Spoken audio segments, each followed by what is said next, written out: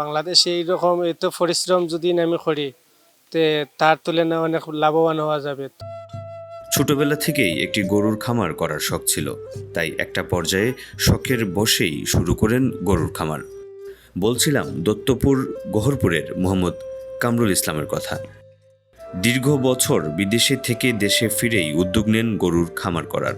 প্রথমে ছোট একটা প্রশিক্ষণের মাধ্যমে নিজেকে তৈরি করেন, শুরু করেন তার স্বপ্নের যাত্রা। অল্প পুঁজিতে আর ছোট পরিসরে শুরু করেন। এখন তার এই খামারে গরু আছে অনেক, তাতে নতুন করে যুক্ত করেছেন বিদেশি গরুও। সৌদি আরব প্রবাসী, তো সৌদি আরবে আমি অনেক প্রায় 5.5 লক্ষ টাকা ব্যয় করে ওখানে 3 বছর 8 মাস আমি ওখানে অনেক পরিশ্রম করেছি। সেই তুলনায় আমি দেখলাম যে বাংলাদেশে অনেক ভালো।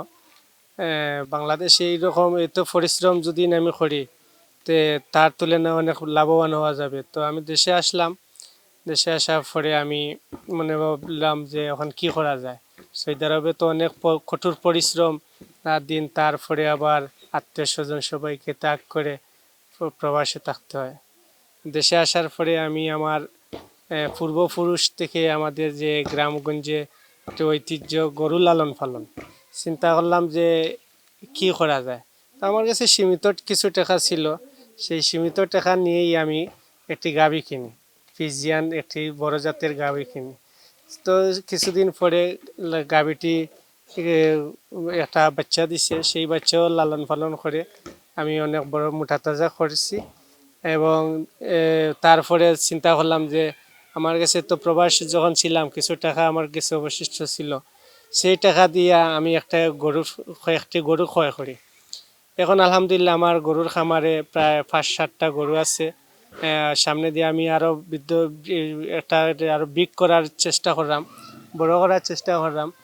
আমি গরুর যেসব খাবার দাবার দেই তার মধ্যে দেশীয় লতাপাতা ঘাস এবং খড় গুঁড়া, এগুলা পানি। আর বিদেশি গরুর মধ্যে একটারে ভুসি খাওয়ানো হয়, আর সবগুলার দেশীয় লতাপাতা ঘাস এগুলাই আর কি বিশেষ করে তাদের খাওয়ার প্রধান। তো আলহামদুলিল্লাহ আমি যথেষ্ট সুখী আছি। আর আমার মতো প্রবাসে গিয়ে এত কষ্ট করে যে ইনকাম করা, সেই ইনকাম বর্তমানে বাংলাদেশে প্রত্যেক এলাকাতেই গরুর দাম দিন দিন বৃদ্ধি হচ্ছে।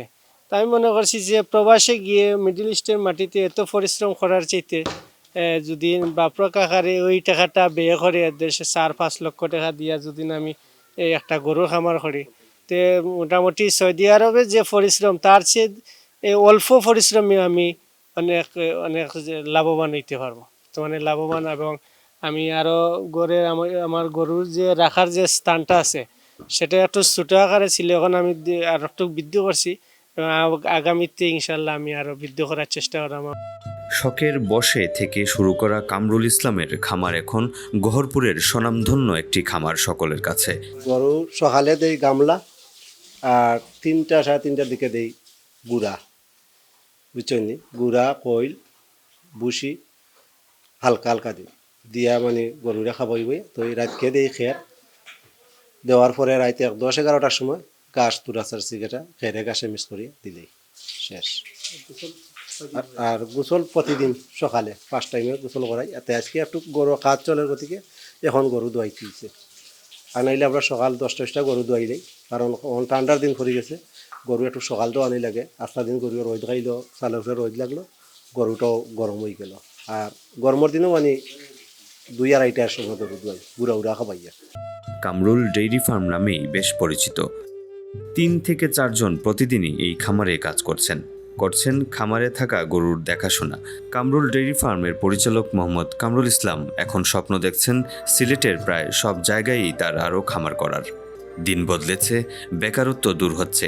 বিদেশে যাওয়ার দিকে না ঝুঁকে নিজের দক্ষতা, যোগ্যতা এবং অল্প পুঁজি আর শ্রম দিয়েই নিজের ভাগ্য পরিবর্তনে বিশ্বাসী এই তরুণ উদ্যোক্তা মোহাম্মদ কামরুল ইসলাম। অপু বণিক, USB 24 নিউজ, সিলেট।